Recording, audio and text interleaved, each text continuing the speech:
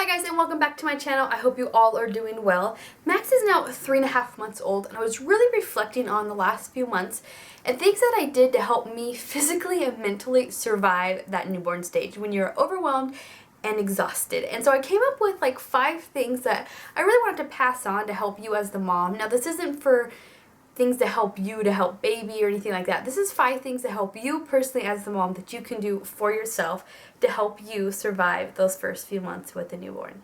So tip number 1 in helping you mentally survive the newborn stage is get some natural light in your house. Now, by talking to other friends, I realized that my doctor is a little bit different than other doctors because he wouldn't not only address physically what I need to be doing, but mentally what I need to be doing. And so one of the things he told me numerous of times is like, Jen, you need to get outside and get some light. It is good for the brain, it is good for the body, and just to help you mentally. And that's not always the easiest thing. One thing I found I did is that I would open the blinds, open the curtains in, either our room or the nursery or even downstairs in the kitchen, just so when I was walking through the house and I'm exhausted, there was kind of some natural light, and you kind of like mentally you feel like you're part of the world, although you've been like stuck in this house, especially in the very beginning, for days. Now, with my daughter, I pretty much camped out in her room and our room. But now with my son, I had a toddler I had to take care of, so I had to get up and do things. And so I would open the curtains in our kitchen and in our living room, in the nursery, in our room every morning. I made it part of my routine, and it really helped when I'm just exhausted and I didn't feel like such a cave in my house. So I really encourage you just to kind of open the windows, even if you can let some fresh air in, just get some light into your house so it doesn't feel so dark and dreary. So tip number 2 would be find 30 minutes for yourself. Now, this is easier said than done, especially if you have more than one kid. And so at least a couple times a week, find 30 minutes for yourself. And the way I found this would be at nights when my husband would get home from work, we would do dinner with the kids, we would do our nighttime routine with our toddler, we'd do bath time, we'd get her to bed, I would feed Max, and then I would pass baby off to daddy.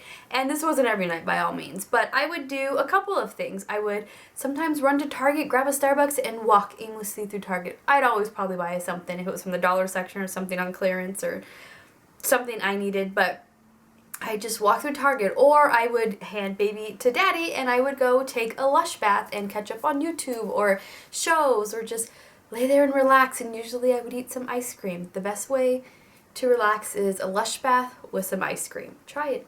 It works. But finding those 30 minutes to be away from baby and kind of recollect yourself was really helpful. And honestly, that gives 30 minutes, even to an hour, with dad to bond with baby without you. And so I promise you, baby will survive for 30, 40, 60 minutes without you. So I would really encourage you to try that. So 3, I would light a candle at night. I did from very early on have kind of a feeding schedule with him, and so we would feed at 7 and then we would feed again at 10. So between 7 and 10 is when I would try and go out and or take a bath to myself or run to Target or something like that. But if I couldn't, I would be in the room with him. I would light a candle. I would light one of my favorite candles from Bath & Body Works, and that really helped kind of just calm me down, because it is overwhelming to think that it is 8 to 9 o'clock at night, and while everybody else, it feels like in the world, is getting ready to go to bed for a peaceful night of sleep, your night is just beginning, because you know you will be up every few hours throughout the night to take care of baby. So it can be overwhelming going into the night because you are already exhausted from the day and it's not over for you. So lighting the candle would really just help me relax and feel comfortable going into the night, and I found that really helpful for me. Number 4, I make sure to do this every day. But at some point, shower, brush your teeth, and even change your clothes. Now, again, I had a toddler at home, so my schedule was a lot different than when I was home for the first time with my daughter. But about 11 o'clock every day, I had about 30, 45 minutes to myself to do something. And I didn't choose to nap most of the time. My daughter would be taking her morning nap, and Max I would have already fed, and he would kind of be going to sleep as well. So I would shower and brush my teeth and change my clothes, because at that point I was probably still in pajamas from that night that had either spit up on them or milk from leaking that day or that night, and so that was my time to do all of that. And so I would shower, brush my teeth, and change my clothes, and that normally meant I was changing into leggings or yoga pants. I tried not to go into new pajamas because that night I would put pajamas on, so I wanted to feel somewhat a part of the world. So once I would shower, brush my teeth, and change my clothes, most days I would apply some sort of makeup. And I know that probably sounds crazy, but I love makeup. And so what I did, knowing going into the newborn stage and having my son, is I bought a tinted moisturizer.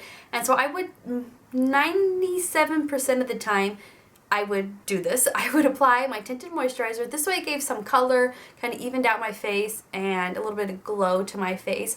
And then I would always put on mascara and blush. And so doing those three things to my face really helped me feel good. So honestly, I challenge you to shower, brush your teeth, change your clothes, and if you are a makeup person, just apply something that just helps you feel good. By the time you're done doing all that, there's a kid waking up, someone needs to be fed, and you need to move on with your day. Number 5 is a lot harder, and it's a mental game, but it's having perspective about the season that you're in. I really found this perspective after going through the newborn stage with my daughter. Her as a baby was a lot harder than Max was as a newborn. And I remember when she was about 6, 7, maybe 9 months old, I was reflecting back on her baby stage, and I realized those first 3 months are exhausting and overwhelming, and physically you are recovering, and if you're nursing, someone is demanding something from you. And if you're not nursing, the process of trying to feed another human and change them and just survive with them is overwhelming. But I realize it is such a small period of time in their life, in your life, in the grand scheme of things, that in the moment it feels like it's never going to end, but it is really a blink and it is over. And so I really had that perspective this time with Max of realizing, like, it is exhausting, but before I know it, it's going to be over. And here I am sitting down 3.5 months into his life, filming this video of what I did to survive those first few months. And so it really has gone by really fast. So just keep the perspective of that. It really is such a small amount of time, although in the moment it is exhausting and overwhelming.